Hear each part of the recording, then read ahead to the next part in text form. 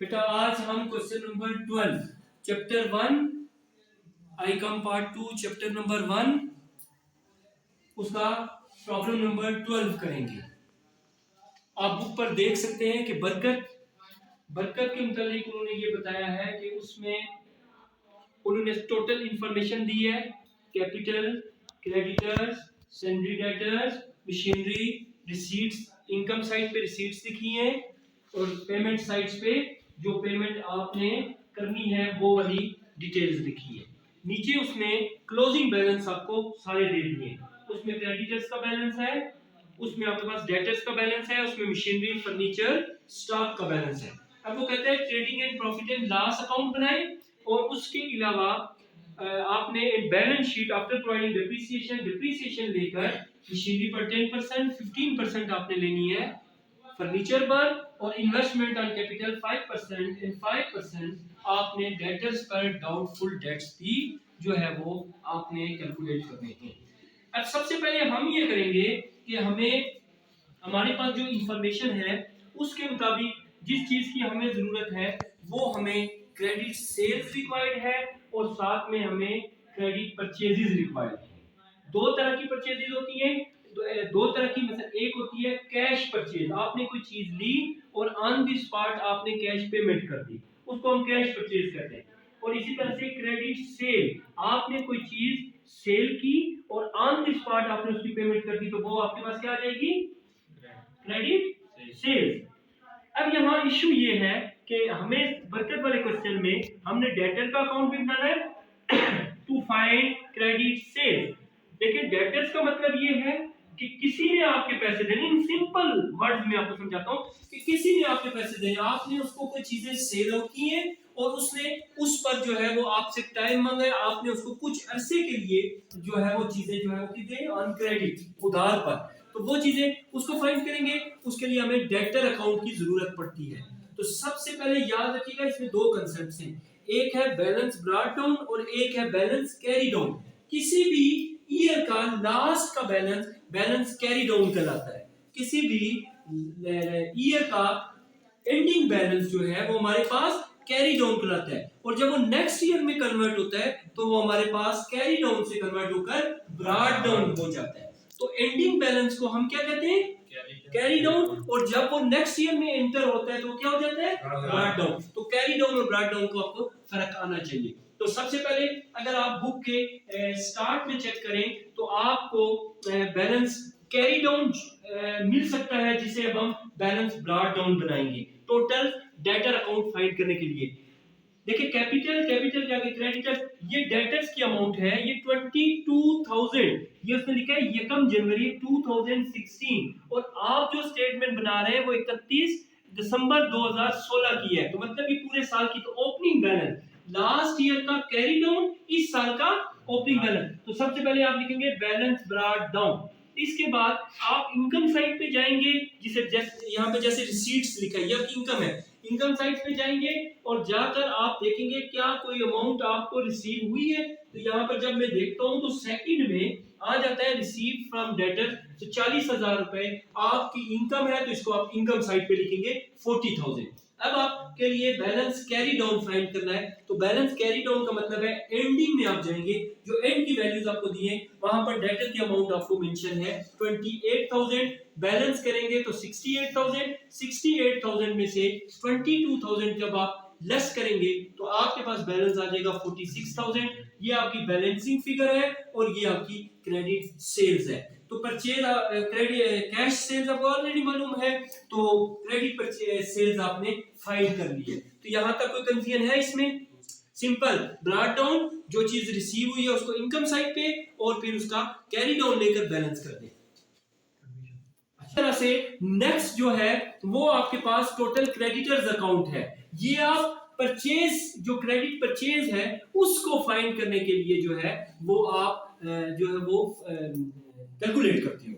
अब credit purchase जो है इसका क्या मतलब है, आपने किसी से चीजें ली हैं लेकिन ली कैसे हैं, ऑन अकाउंट, उधार पे, आपने उधार पे लिए, तो फिर क्या करेंगे, इसी तरह से ऊपर जाएंगे आप, क्रेडिटर्स का जो कैरी डाउन का बैलेंस था वो अभी ओपनिंग हमारा ब्रॉट डाउन का बैलेंस है 500। इस पर आपने क्या उसको कोई अमाउंट पे की है, तो आप माशाल्लाह जाएंगे पेमेंट अकाउंट की तरफ। अब पेमेंट वाली आप साइट पे जाएं तो लिखा हुआ है क्रेडिटर्स, तो आपने जितनी अमाउंट आपके लिए पेंडिंग थी उसमें से आपने 22,000 रुपीज क्रेडिटर्स को पे किए। यहाँ रिसीव कर रहे हो पुत्र, वहां पे सेल्स कर रहे थे, यहाँ परचेज है, इसलिए इसको जो है वो आप लिखेंगे पे टू क्रेडिटर्स। और फिर उसके बाद आप एंड में जाएंगे और क्रेडिटर्स का बैलेंस उठा लेंगे। ये आपका कैरी डाउन का बैलेंस है। जब इसे आप बैलेंस करेंगे तो आपके पास आंसर आएगा 23,500। तो ये दो कंसेप्ट, ये दोनों चीजें आगे नेक्स्ट हमें जो है वो जरूरत पड़ेगी, एक क्रेडिट परचेजेस और दूसरी हमारे पास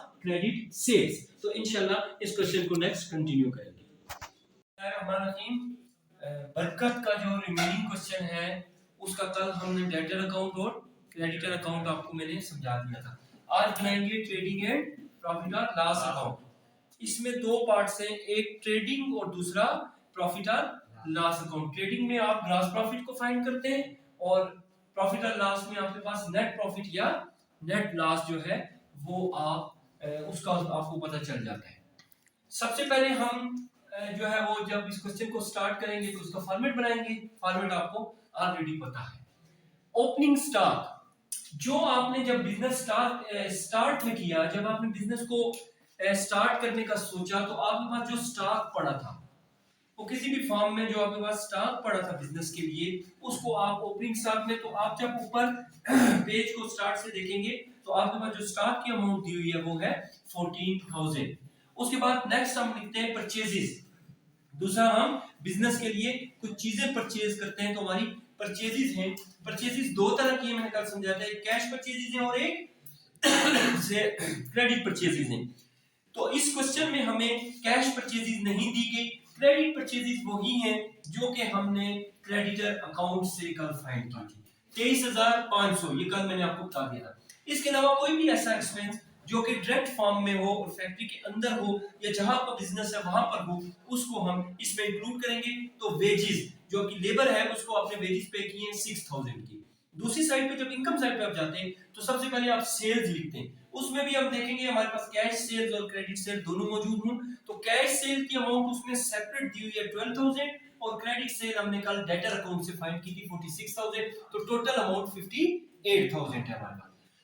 उसके बाद हम जो चीज इंक्लूड करेंगे इनकम साइड पे वो आपका है क्लोजिंग स्टॉक। अब आपका एक ओपनिंग स्टॉक है जो कि आपका 14,000 है। अब जब आपने बिजनेस को 1 ईयर कर लिया तो आपके पास जो स्टॉक बच गया, एंडिंग स्टॉक जो आपके पास, क्लोजिंग स्टॉक बचा, वो है आपके पास 18,000। अब क्या करना है, दोनों साइड्स को आपने देखना है कि उसमें से बड़ी साइड कौन सी है, किसकी अमाउंट ज्यादा है। तो आपने देखा 76,000। 76,000 में से आपने इन तीनों अमाउंट्स को जब डिडक्ट किया तो आपके पास जो आंसर आया वो 32,500 था, जो कि हमारे पास ग्रॉस प्रॉफिट है। अब मैंने जैसे लिखा कि ग्रॉस प्रॉफिट को ट्रांसफर करें आप प्रॉफिट और लॉस अकाउंट में, तो ट्रेडिंग में से आपने जो है वो प्रॉफिट और लॉस अकाउंट में चले जाना है। अब जितने भी इनडायरेक्ट एक्सपेंसेस है तो उसने लंप सम अमाउंट दे दी है एक्सपेंसेस की 12,000। इसके अलावा उसने कहा डेप्रिसिएशन ने फर्नीचर पर भी और डेप्रिसिएशन ने मशीनरी पर भी। तो डेप्रिसिएशन की अमाउंट मैंने अलग से कैलकुलेट भी कर दिया, working one calculation of depreciation on machinery. यहां जस्ट डेप्रिसिएशन लिखेंगे, टोटल अमाउंट बैलेंस शीट में लेके जाएंगे और उससे डेप्रिसिएशन माइनस करेंगे, ये मिस्टेक नहीं करनी।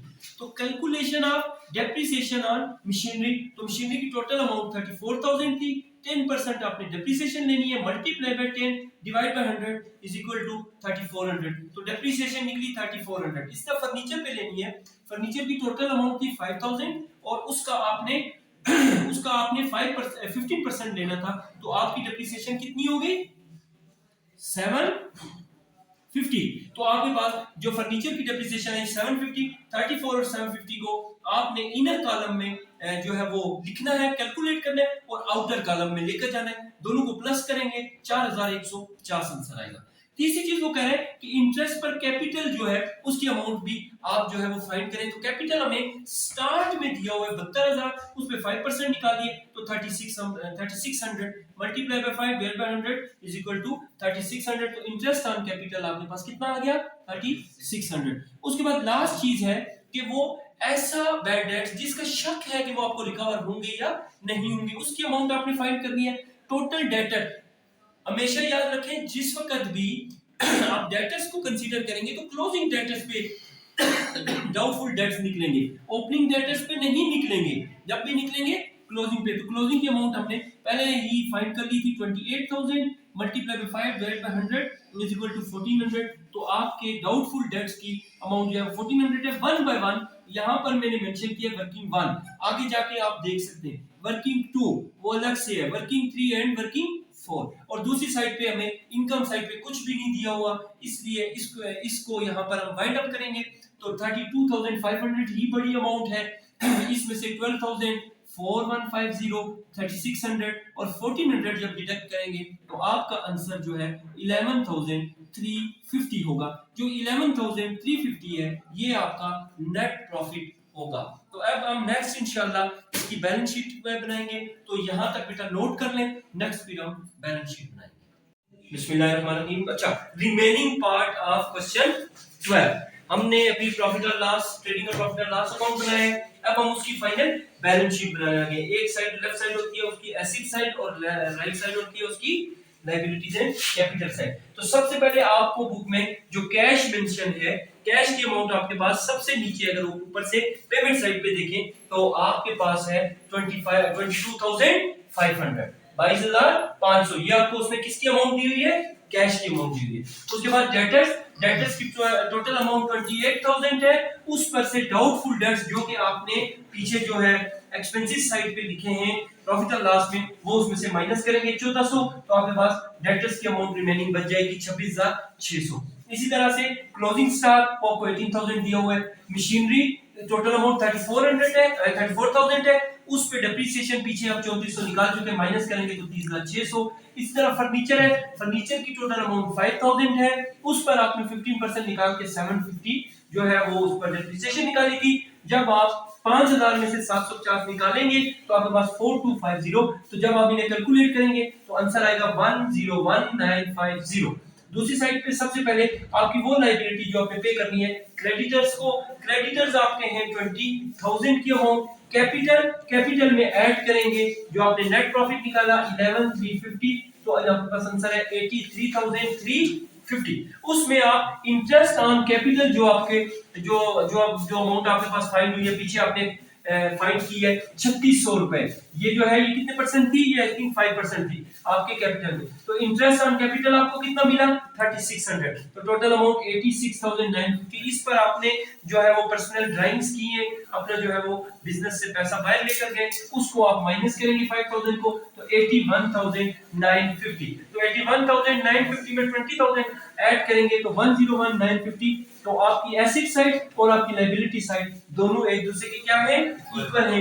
इस तरह से ये क्वेश्चन जो है वो वाइंड अप होता है। तो इस क्वेश्चन को अच्छे तरीके से आपने करना है।